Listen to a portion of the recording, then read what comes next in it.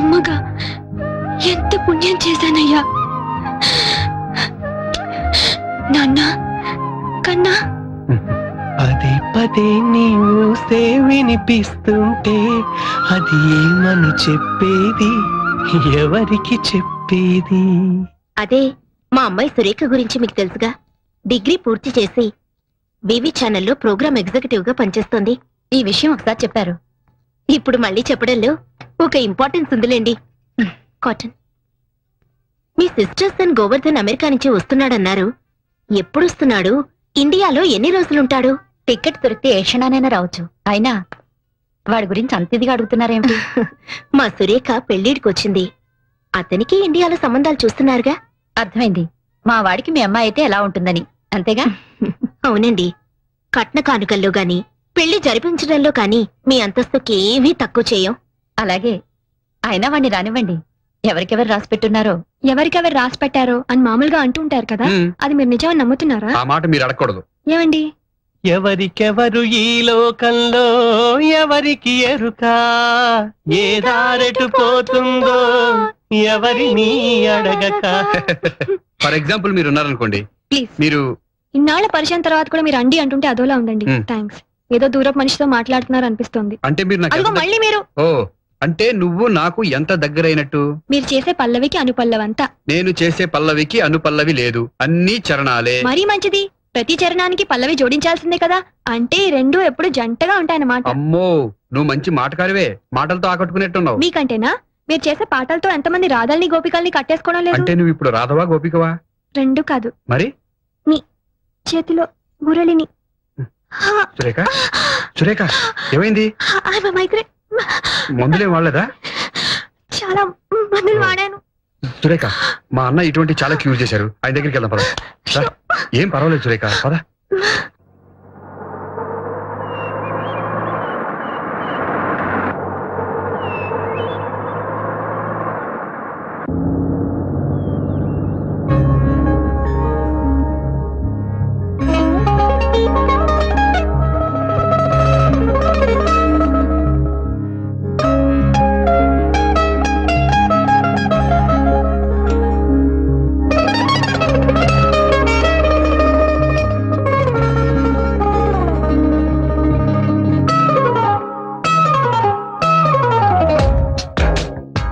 అవును, మీ అన్నగారు మందిస్తే ఫీజు తీసుకోకుండా ఆ పాట నేర్పి పాడించుకుంటారట.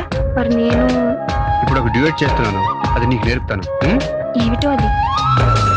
నీ చెంటే ఒక చెంచితో ఉంటే వెన్నెలలో వేటది, నీ వెంటే ఒక చంద్రిక ఉంటే పున్నమితో పాటది. అదే కదా ఇది, అవునేమో అంటోంది మది. సారీగప సారీగప పాద పద సదాద పప, సారీగప సారీగప పాద పద సదాద పప, పద పద సద పద సా పద గరి సారి సరి పమ గరి సా రి గ మ గ ప.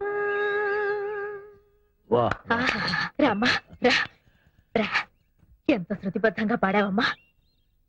మంచి గురువు దగ్గరే నేర్చుకుందిరా. అవునన్నయ్య, నా మరిది మొహంలో నిజమైన ఆనందాన్ని నేను ఇప్పుడే చూస్తున్నాను. తీసుకోమ్మా. ఇప్పుడు ఇవన్నీ ఎందుకండి? ఇవాళ వరలక్ష్మి వ్రతం రోజున ఇంటికొచ్చిన మొట్టమొదటి ముత్తైదువి నువ్వే. కట్టుకో. ఆశీర్వదించండి. ఈ కొత్త చీర కట్టుకుని పెళ్లి కూతుర్లా దండం పెడితే ఆశీర్వదిస్తాను. అలాగే అక్క.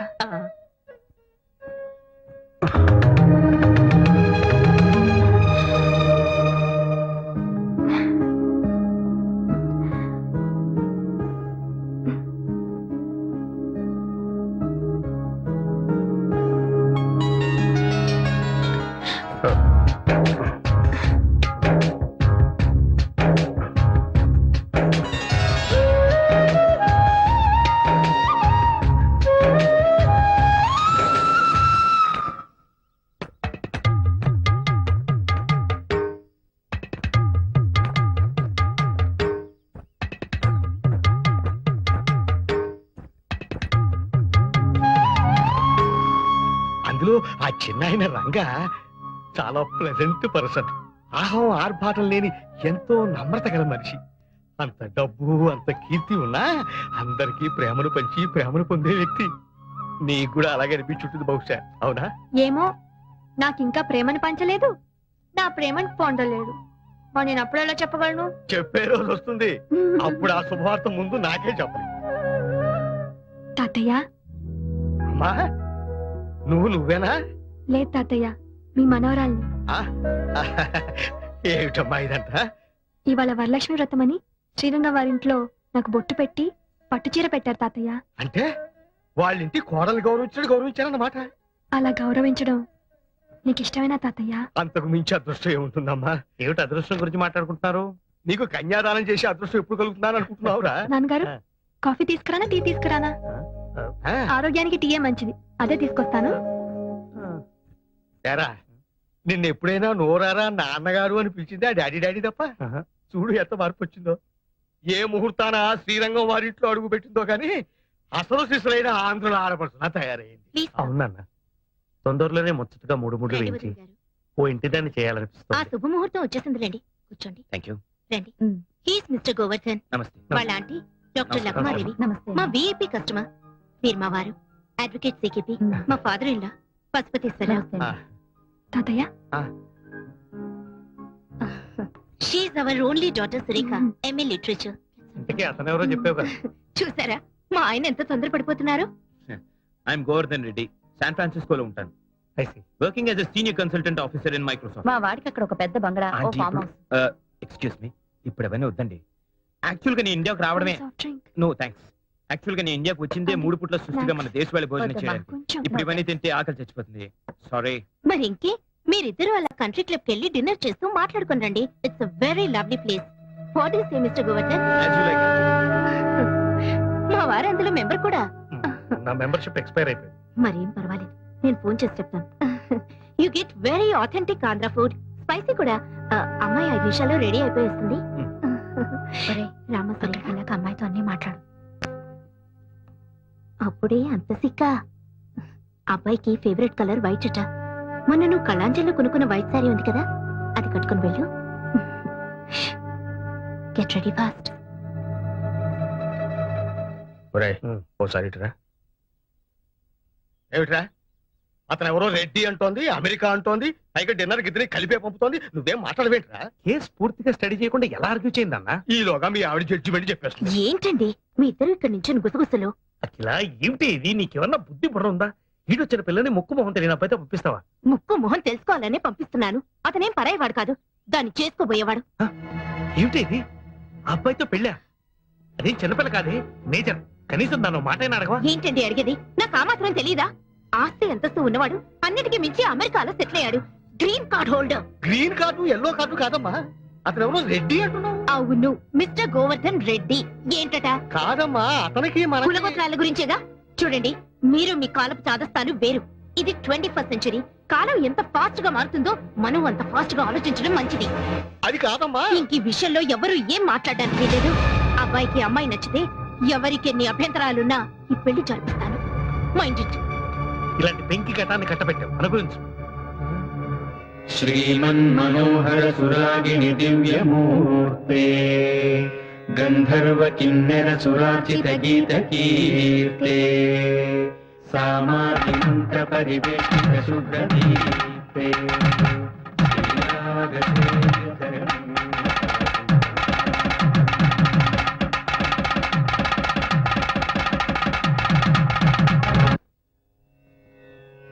మంగళం రాగరాగిణ్యై మంగళం శృతి సంహితే మంగళం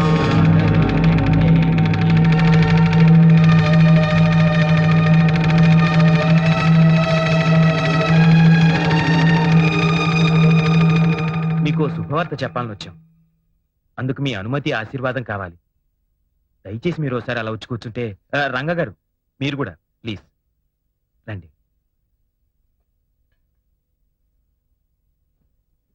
నా పేరు గోవర్ధన్. సురేఖ వాళ్ళ అమ్మగారు ఏరుకోరి తెచ్చిన పెళ్లి కొడుకుని. ఊరి ఊరే, ఉద్యోగం మాత్రం అమెరికా. పెళ్లి చూపులు కానీ వచ్చిన నేను నాకు తెలిసిన నిజాన్ని మీతో స్వయంగా పంచుకుందామని వచ్చాను. సురేఖ ఒక క్షణం ముందు వరకు బహుశా నా కాబోయే వధువు, కానీ ఈ క్షణం నుంచి నా తోబుట్టు. She's my sister. దానికి ఈ రాకే సాక్షి.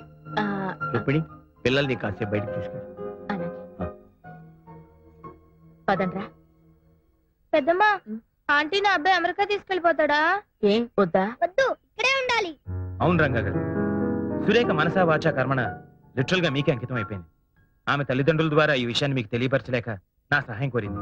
అయినా ఆమె తల్లిదండ్రుల ఇష్టానికి విరుద్ధంగా ఏం జరిగినా అది ఎవ్వరికీ శ్రేయస్కరం కాదయ్యా. నేను ఇలా మాట్లాడుతున్నందుకు మీరు తప్పుగా అనుకోవద్దు. అక్క, మా అమ్మ చాలా మొండి మనిషి, పట్టుదల ఎక్కువ. తన పంతం నెగ్గించుకోవడం కోసం నా జీవితాన్ని బలి చేయడానికి కూడా వెనకాడదు. సురేఖ, ఓసారి ఇలా వస్తావా? సురేఖ, ఇది మామూలు పరిస్థితుల్లో తీసుకునే నిర్ణయం కాదు. నువ్వు కట్టుకునేది నన్ను ఒక్కనే కాదు, నా బాధ్యతల్ని కూడా. నాకు తెలుసండి, మీ భార్యగా రావడానికి ఎంత గర్వపడుతున్నానో, ఆ పిల్లలకి తల్లిగా వస్తున్నందుకు అంత ఆనందపడుతున్నాను. ఏమండి, ఆ. మీరు వెళ్లి వాళ్ళ నాన్నగారితో మాట్లాడి ఆయనకేమైనా అభ్యంతరాలున్నాయేమో తెలుసుకోండి. ఇంకా అభ్యంతరం ఏంటని అడుగుతున్నారా? చిచి, దరిద్రపు కుటుంబ సంబంధం ఎలా ఒప్పుకోగలుగుతున్నారండి? అసలు మీరు తండ్రినా? తండ్రిని కాబట్టి ఒప్పుకున్నాను. అంటే ఆల్రెడీ తండ్రి అయిన మనిషిని అల్లుడిగా ఒప్పుకున్నారన్నమాట. చూడమ్మా, నువ్వు ఎక్కడో ఉన్న అమెరికా సంబంధాల గురించి ఎంక్వైరీ చేసి తెలుసుకున్నావే గాని ఇంట్లో ఉన్న నీ కూతురు మనసులో ఏముందో తెలుసుకోలేకపోయావు. మావయ్య గారు, ఈ విషయంలో మీరేం మాట్లాడద్దు. ఎంతైనా మీరు మీ కొడుకు ఒక్కటే. అదే ఆ శ్రీనివాసాచార్యులు గారికి ఒక కూతురు ఉండుంటే ఇలా రెండో పెళ్లి వాడికి ఇచ్చి చేస్తుండేవారా? అఖిల, అసలు ఏం జరిగిందో తెలియకుండా మాట్లాడుతున్నావు. మన అమ్మాయి వాళ్ళ ఇంటికి వెళ్ళి ఈ పెళ్లి తనకు సమ్మతమే అని చెప్పింది.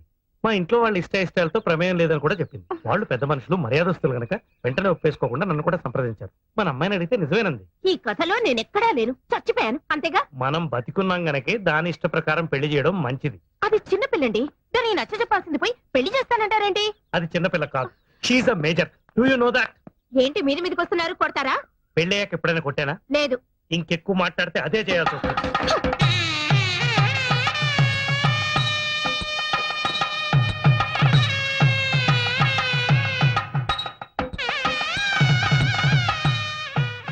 ఇవాళ నుంచి నువ్వు నిజమైన సదమ్మ అయిపోయాడు కదా, మా పెద్దమ్మ చెప్పింది. మరి నువ్వు ఇష్టయ్యవైనప్పుడు నేను కావద్దా? ఒరే ఒరే, ఆగరా. నేను ఆగనంటే ఆగను. మీ అమ్మ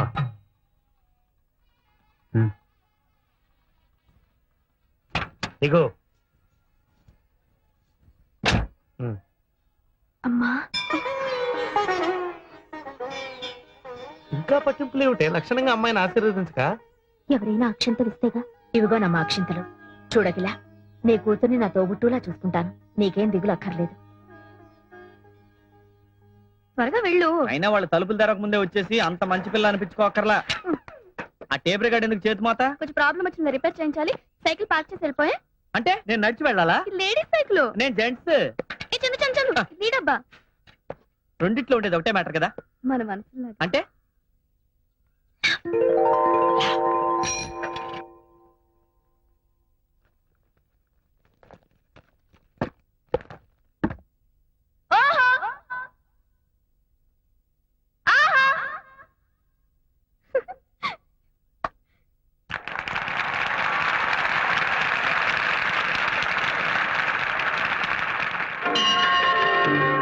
ప్రభుం ప్రాణనాథం విభుం విశ్వనాథం జగన్నాథనాథం సదానందభాజం భవద్భవ్యభూతేశ్వరం భూతనాథం శివం శంకరం శంభుమీశానమీడే గళేరుండమాలం తనౌ తత్ప. ఏమిటమ్మా ఇది? ఇవాళ చైర్మన్ గారు వస్తారు, అందరూ అలర్ట్ గా ఉండాలని చెప్పానా? ఆఫీస్ టైంలో డాన్స్ ఏమిటి? సారీ సార్, ఆయన వచ్చినప్పుడు చాలా అలర్ట్ గా ఉంటాను. ఆయన రావడం అయిపోయింది, నన్ను చడామడా వాయించేయడం అయిపోయింది. ఇక మిగిలింది నా ఉద్యోగం ఊడిపోవడమే. So sorry sir. సారీ లేదు, పూరి లేదు. నాకిద్దరు భార్యలు, 6 ఆడ సంతానం. ఈ ఉద్యోగం పోతే ముష్టెత్తుకు బతకాలి. రిజిగ్నేషన్ లెటర్ ఇస్తావో, డిస్మిసల్ లెటర్ తీసుకుంటావో? అలాగే సార్, No, నేను చెప్పేది no, ఒక్కసారి nothing చెప్పేది doing. వినండి sir. No, Please, nothing sir. doing. అలాగే సార్, చెప్పేది అలాగే వినండి సార్. ఆయన అంత గట్టిగా కరుస్తుంటే అసలు విషయం ఏంటో చెప్పవే. సార్. ఏం ఒక ఆర్ఫనేజ్ సార్. ఆ? అనాథాశ్రమం. ఉక్కు పచ్చలారని పిల్లలు.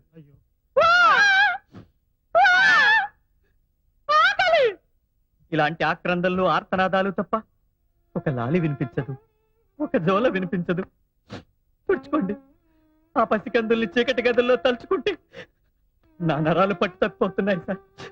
కూర్చోండి. కూర్చోండి సార్. అనాథాశ్రమం మెరుగుపరచాలని బెనిఫిట్ షో కోసం ఈ చిరంజీవి సౌభాగ్యవతి నడుం కట్టి ముందుకొచ్చింది. తనుండేది ఒకే ఒక్క గది.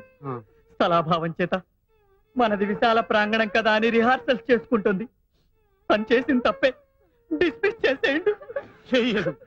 ఇంత మహత్తర కార్యక్రమం శుభప్రదం కావాలని కోరుకుంటూ నేను 500 రూపాయలు ఇస్తున్నాను. శుభం. భగవాన్, ఈ అనాథ పిల్లల గురించి చెప్పు. నిన్ను నేను రావడం కొంచెం ఆలస్యం అయితే ఏమైపోయేది? ఇంత బ్రహ్మాండమైన యాక్టింగ్ చూసే అవకాశం పోయేది. ఆహా, నువ్వు ఎస్పీ బాలు గారి లాగా మంచి సింగర్వే కాదు, మంచి ఆర్టిస్ట్ అయిపోతావు. గొప్ప పేరు వచ్చేస్తుంది. అప్పుడు నేను నా పేరు మార్చేసుకుంటా. ఏమని మార్చుకుంటా? సావిత్రి గారని. ఎందుకో? బాలు గారి భార్య పేరు సావిత్రిగా. ఆహా, నిన్ను. భోజనం రెడీ, రండి. ఓహో, ఇవాళ నీ చేతి వంట కాబోలు. ఏ రాగంలో చేసావు తల్లి? హిందోళలోనా అఠానాలోనా? రాగమాలికలో. ఇదేంటిది? ఒకవేళ నా వంట అటు ఇటుగా అయితే అప్పుడు మీరు పారిపోకుండా రండి. టంటరాయ్. ఏమిటి ఇవన్నీ నీ 2 చేతులతో చేసినవేనా? నాకిప్పుడు 2 చేతులు కాదుగా, 4. అది సరే, చేసావో తెప్పించావో అది వేరే విషయం. గెస్టులను ఎవరినైనా పిలిచావా? ఏమండి, ఉమ్, అక్క బావగారు పిల్లల్ని తీసుకుని కొడైకెనాల్ ఎందుకు వెళ్ళారో తెలుసా? పిల్లలకి సెలవులు ఇచ్చారు గనక. అదొక్కటే కారణం కాదు. ఇంకో కారణం ఏమిటో? మనిద్దరిని ఉమ్, ఒంటరిగా వదిలేస్తే. ఉమ్, ఒంటరిగా వదిలేస్తే?